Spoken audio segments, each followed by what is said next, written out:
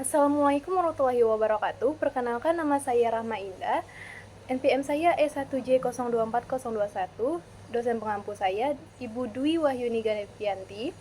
Di sini saya akan mempresentasikan tentang morfologi tanaman kedelai Glessimax elmeril. Tanaman ini merupakan bagian dari famili Fabaceae dan memiliki berbagai karakteristik menarik yang mendukung pertumbuhannya. Mari kita mulai pembahasannya. Kedelai memiliki 5 bagian utama, yaitu akar, batang, daun, bunga, buah, dan biji. Masing-masing bagian memiliki fungsi penting dalam siklus hidup tanaman ini. Akar berperan dalam penyerapan nutrisi, batang sebagai penopang utama, daun sebagai tempat fotosintesis, bunga sebagai organ reproduksi, dan buah sebagai tempat penyimpanan biji. Pertama, ada morfologi daun kedelai. Daun memiliki sifat daun, yaitu tempat terjadinya fotosintesis sebagai organ pernapasan respirasi, tempat terjadinya transportasi, dan tempat terjadinya gutasi. Daun kedelai memiliki bentuk bulat, telur dengan ujung yang meruncing dan pangkal membulat, tulang daun yang menyirip dengan tepi yang rata. Daun ini juga memiliki permukaan berbulu yang membantu mengurangi penguapan. Secara klasifikasi, daun kedelai termasuk daun majemuk trifoliat, yang berarti satu tangkai daun memiliki 3 helai daun. Daun kedelai termasuk daun tak lengkap karena hanya memiliki 2 bagian daun saja, yaitu helaian daun dan tangkai daun. Kacang kedelai tidak memiliki vagina daun. Yang kedua, ada morfologi bunga. Bunga kedelai termasuk bunga lengkap karena memiliki semua organ utama seperti kelopak, mahkota, benang sari, dan putih. Selain itu, bunga kedelai juga tergolong bunga sempurna karena memiliki 2 alat kelamin, yaitu ada putik dan benang sari. Bunga ini melakukan penyerukan sendiri atau autogami, yang berarti sebuah sari jatuh langsung ke kepala putik dalam satu bunga sebelum mekar sepenuhnya. Bagian-bagian bunga kedelai simetri bunga, termasuk ke Phlosiomorphus, bunga setangkup tunggal. Bentuk resetikulumnya Phlosipoginis, bentuk mengkelopak atau kaliknya ada simple talus berlekatan, bentuk mahkota corolla Capillineusus, bunga kupu-kupu. Benang sari stamen tegak basifix, putih ristil terdiri dari stigma, stile, dan ovul. Yang ketiga, ada morfologi buah. Bagian-bagian buah itu ada tangkai buah, biji kedelai, kulit buah, daun pelindung, dan tali pusar. Penggunaan buah kacang kedelai termasuk buah sejati karena terbentuk dari bakal buah. Bagian buah yang ikut tumbuh yaitu ovarium karena bagian dari bunga yang mengandung ovul, sel telur yang berkembang menjadi buah. Buah kedelai termasuk buah tunggal karena masing-masing bunganya akan berkembang menjadi satu buah, tetapi setelah menjadi buah, mereka akan tetap berkumpul. Lalu ada jenis atau tipe buah termasuk dalam kategori buah polong, legume, karena buah ini terbentuk dari ovarium memanjang dan mengeluarkan biji-bijinya saat matang. Yang keempat, ada morfologi biji kedelai. Buah kedelai tergolong dalam kategori buah polong legume, yang berarti biji akan keluar saat buah matang dan pecah. Buah kedelai termasuk buah sejati karena terbentuk langsung dari bakal buah, sedangkan bijinya memiliki 2 daun lembaga dan mengalami percembahan epigel, yaitu saat benih tumbuh, bagian kotiledon terangkat ke atas. Struktur benih kedelai ada plumut, epikotil, kotiledon, hipokotil, dan radikula.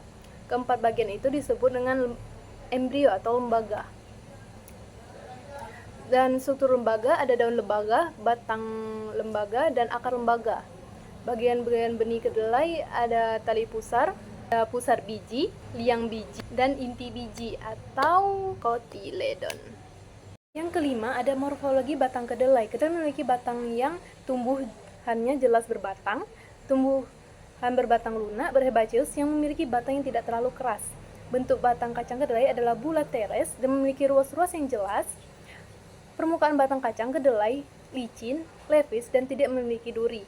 Batang kacang kedelai tumbuh tegak erectus ke atas.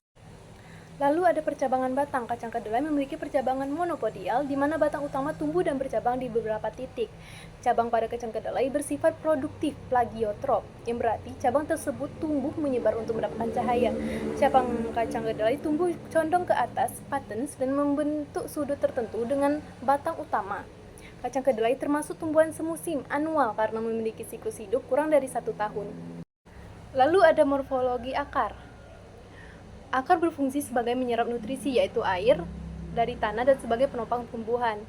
Sistem perakaran akar tunggal, karena akar kacang kedelai memiliki akar utama yang lebih besar dan lebih dalam dengan cabang-cabang yang lebih sedikit, yang merupakan karakteristik dari sistem akar tunggal gimnospermae.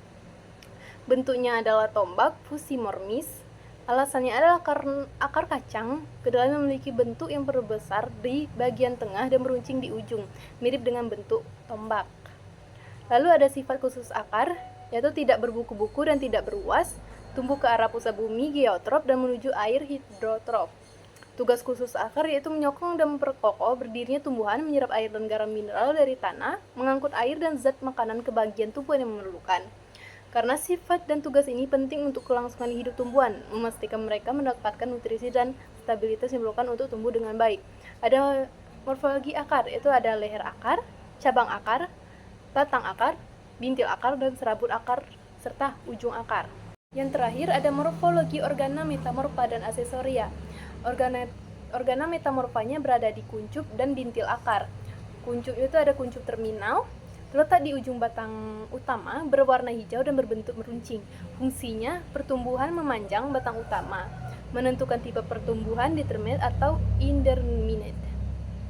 Lalu berada di kuncup ketiak, gema aksilaris, terletak di ketiak daun, berkembang menjadi cabang atau bunga, menentukan jumlah cabang produktif, berperan dalam pembentukan polong. Lalu bintil akar atau nodul merupakan modifikasi akar, bentuk bulat atau lonjong pada akar, berisi bakteri rhizobium. Lalu fungsinya itu untuk fiksasi nitrogen dari udara, meningkatkan kesuburan tanah, mengurangi kebutuhan pupuk nitrogen, dan warna bintik itu ada kadang berwarna merah muda, kemerahan, putih atau kehijauan, coklat atau kehitaman. Kalau yang merah muda kadang dia aktif, kalau dia berwarna putih atau hijauan dia kurang aktif. Kalau warnanya coklat atau hitam itu biasanya tidak aktif. Lalu ada organa aksesoria, yaitu terdiri dari trikoma. Trikoma ini berisi dari rambut pada batang, tersebar di seluruh permukaan batang, memberikan tekstur kasar. Lalu fungsinya itu mengurangi penguapan, melindungi dari serangga, membantu adaptasi terhadap kekeringan. Lalu trikomanya juga berada pada daun, yaitu rambut pada daun, yaitu bulu-bulu halus yang berada di daun. Terdapat di kedua permukaan daun, lebih rapat di permukaan bawah daun. Fungsinya untuk mengurangi transpirasi, melindungi diri dari sinar UV, dan mengatur suhu daun. Lalu ini adalah manfaat dan kegunaan dari tanaman kacang kedelai. Singkatnya, kedelai memiliki banyak manfaat baik dalam bidang pertanian maupun industri pangan. Akar kedelai membantu mencegah erosi tanah, batangnya dapat digunakan sebagai pakan ternak, daunnya berperan dalam fotosintesis dan juga bisa dikonsumsi. Sedangkan bijinya menjadi bahan utama berbagai produk pangan seperti tempe, tahu, susu, dan kecap. Jadi kesimpulan yang saya akan ambil dari tanaman saya adalah sebagai kesimpulannya, tanaman kedelai memiliki struktur morfologi yang unik dan sangat bermanfaat dalam kehidupan manusia. Dari akar hingga biji, setiap bagian memiliki perannya masing-masing dalam mendukung pertumbuhan tanaman serta memberikan manfaat dalam berbagai sektor. Jadi sekian presentasi saya mengenai morfologi tanaman kedelai. Semoga materi ini bermanfaat dan menambah wawasan kita semua. Terima kasih, saya Rahma Indah, MBN saya SC7J024 021. Terima kasih.